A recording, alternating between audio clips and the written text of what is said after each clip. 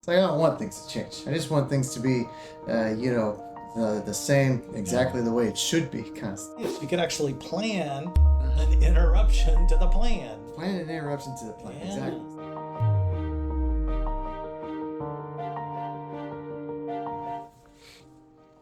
Hey everyone, my name is Tyler McNamer, also known as Jody's son. Hi, and I am Jody McNamer, definitely known better as Tyler's dad.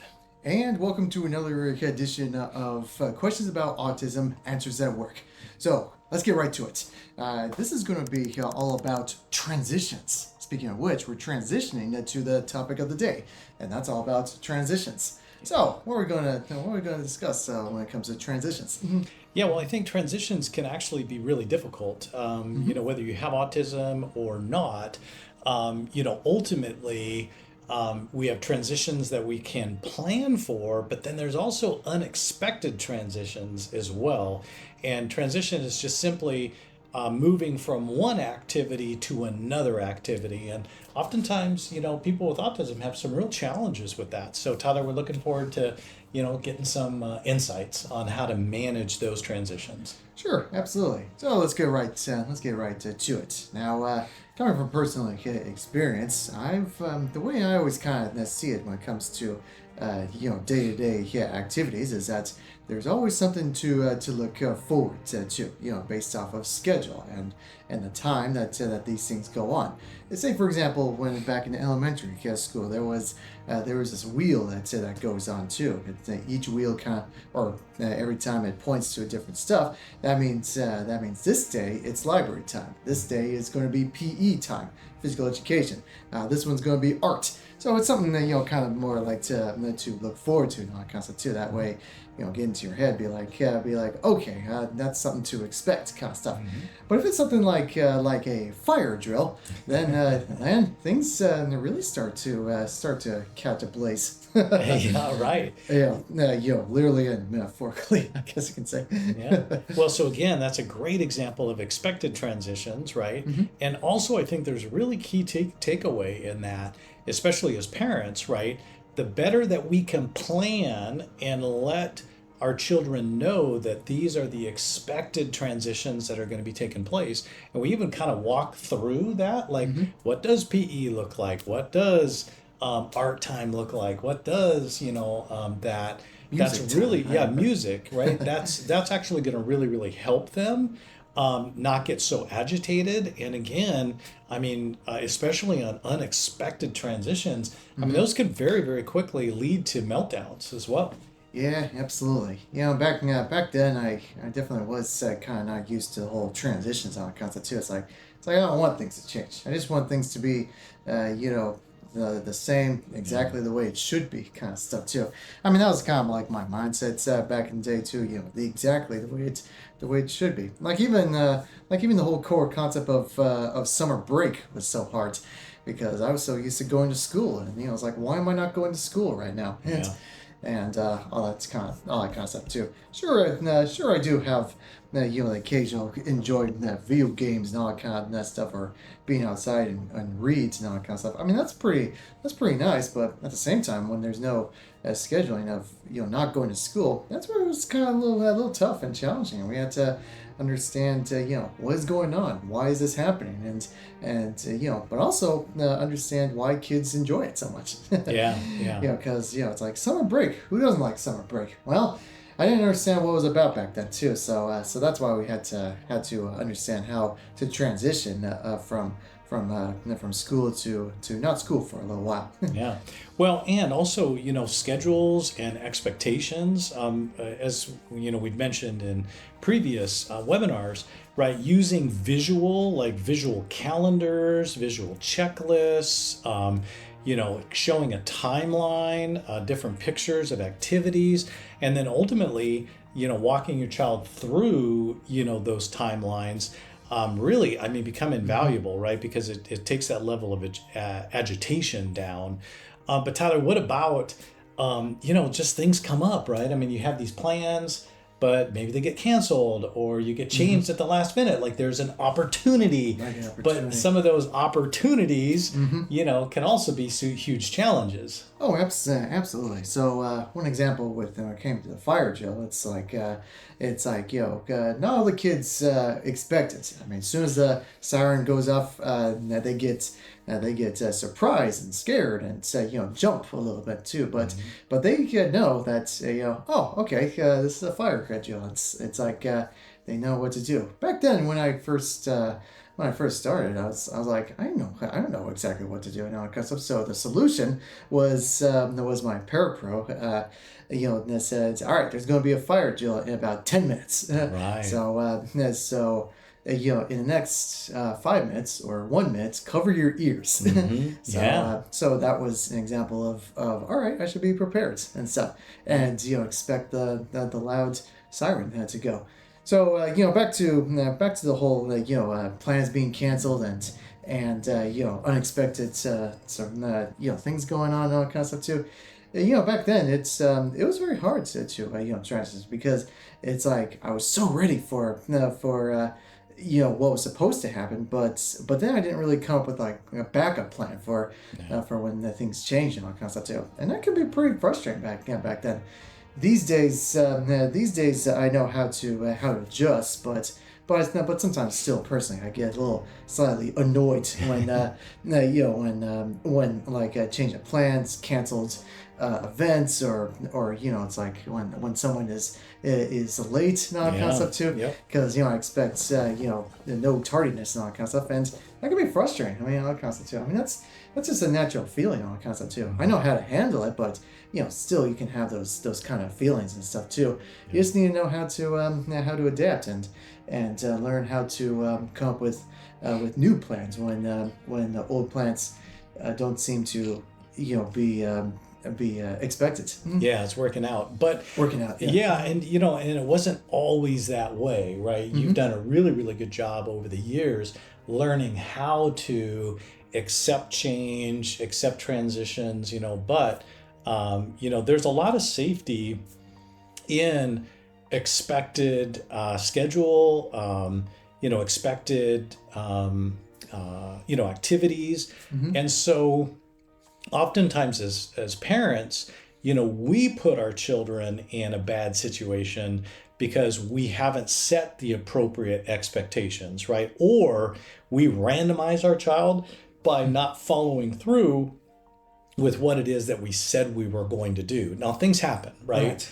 But hopefully as parents, especially with children that are on the spectrum, we can make that the exception and not the rule, Right. and this is what's crazy, and it was hard for me as a parent to understand too, is that even though maybe option B, right, would even be funner or better, the problem is it was different than the original plan, right? And making that transition is very, very difficult. So sometimes it's just better to stick with your original plan, Absolutely. because trying to get your child to adapt can be really, really challenging, for sure.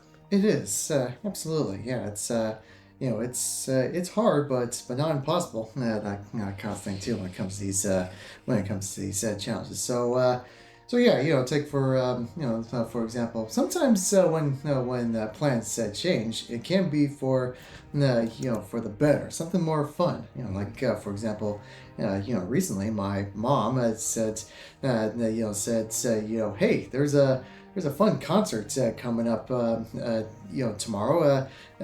We should totally go. It's the last last night, kind of thing too. Or the last day for the symphony orchestra to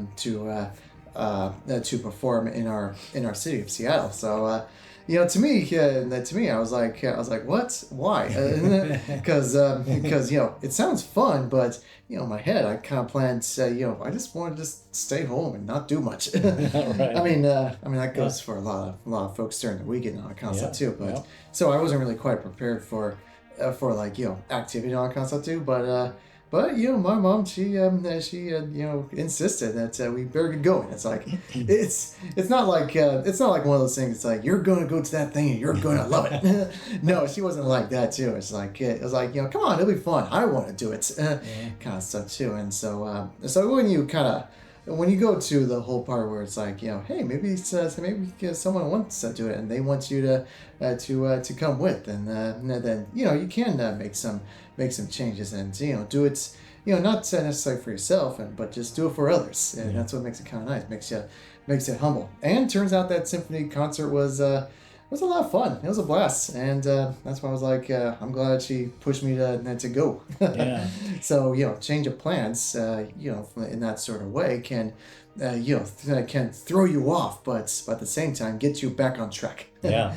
In fact, it's interesting, and I can't remember who is attributed this saying, but maybe it's Benjamin Franklin. I don't know who it is, but it basically, the way the saying goes is that change of any sort requires courage.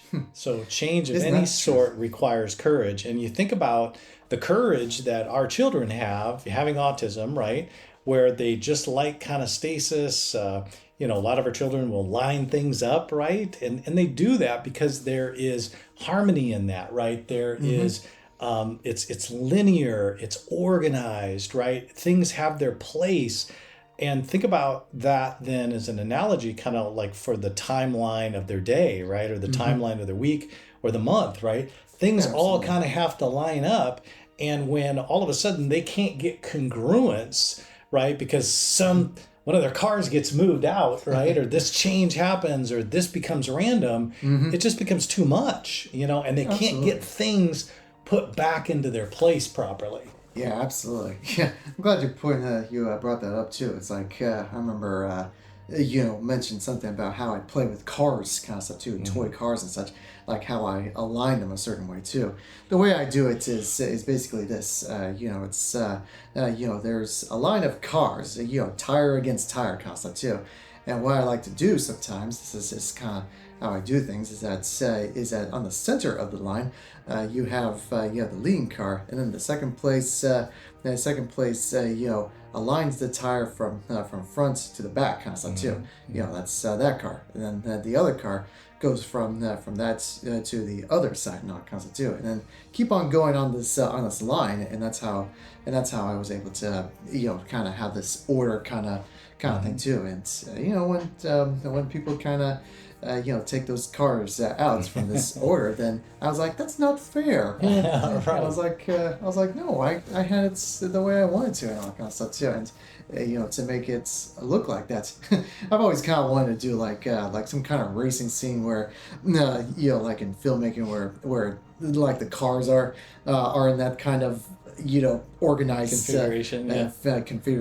Imagine that, be up in the center like that. But the point is that was kind of just the way things I kind of wanted to, in order, and not to disorganize or too chaotic or anything like that too. And then things that happen, you gotta accept some of the changes that happens, and then comes to a point where you have the time to play with the cars exactly the way you want to once again. Yeah. And that kind of stuff. So one of the things, that love for you to do as an exercise, watching this would be to have a conversation, with your child or young adult or adult that you care for that has autism, and really just have a conversation with them about transitions, right? Ask them honestly, where are you frustrated in our schedule that we have as just simply a DOAD, you and them, or maybe you're in a family unit or not, or an extended family unit. What is frustrating and what is workable, right? Correct. Also, you need to ask them, and I would challenge you, in their relationship with their teacher or their parapro or their grandparent or whoever becomes a primary caregiver or a person in their life. What you want to do is you want to try to improve on how you are explaining those transitions and making sure that those transitions are workable, but then also helping them to realize that things do change. Life just is a little bit flexible. So Tyler, what would you recommend kind of like in that conversation that would help parents work with their child that has autism or teen or young adult? And then what would you encourage those teens, young people to do with that information? I highly encourage the act of being honest.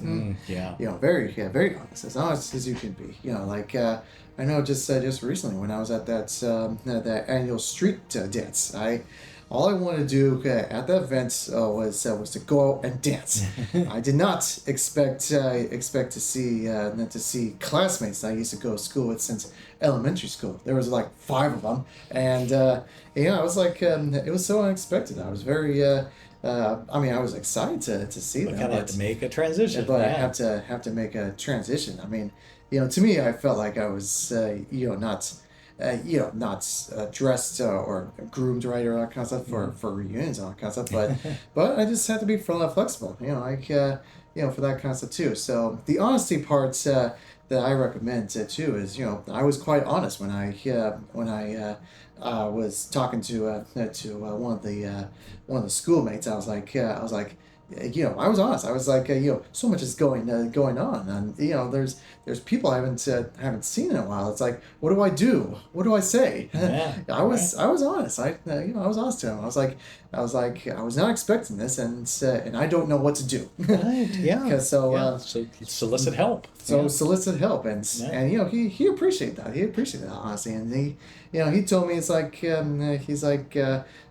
Just say what you want to say. Just it's you don't have to feel like you have to say a certain things in a certain way and all kind of Right. just be honest, because a lot of people they it's one of those things where it's like a lot of people they don't what's the term they don't expect too much other than for you to be present. Exactly. And that's exactly right. and that's ultimately it. We can trick ourselves saying that we have to behave a certain way or look a certain way and all kinds of stuff to be accepted. But people look at bits, but surprisingly, people already accept you. And just just be yourself in those kind of things too. And when you can be honest with these areas and what you are afraid of, with the transitions, afraid of transitions and all that kind of thing too.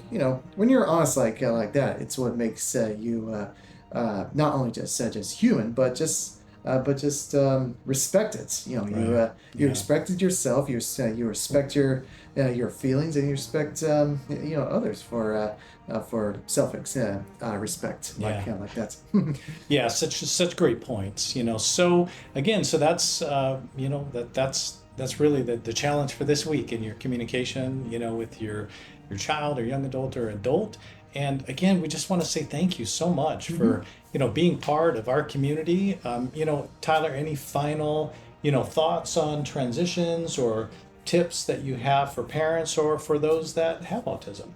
My little tip and fun little challenge that can go out to the people is think of a plan and then try your very best to think of what could be the other plan if that plan doesn't seem to work. That's a great idea. So you could actually plan an interruption to the plan. Plan an interruption to the plan. Yeah, Exactly. So I like that. so it can be fun. It's like well, if this place is closed, say for example a bowling alley. That's a big deal. Say for example a bowling alley, then we'll try this other bowling alley. Or if this fun center is closed, and let's try this arcade, or kind of at the restaurants and all kinds of too. So it's kind of fun. It's granted, of course, they may not happen, but it's a good exercise to get used to these alternative routes, such as if things happen that kind of way. So it'll be kind of a fun little challenge. It's kind of let your imagination go wild when it comes to transitions like that too. Excuse me. Yeah. No, I love that. I think that's awesome. So Tyler, again, thank you for bringing us another great topic. Very, very relevant, for our parents. And again, thank you for being part of Questions About Autism Answers That Work. It's really a movement of Population One, where all of us as parents and those that are affected by autism can unite together in a common understanding about autism, and then ultimately identify our child or young adults or adults' unique abilities and help them create a life that they love.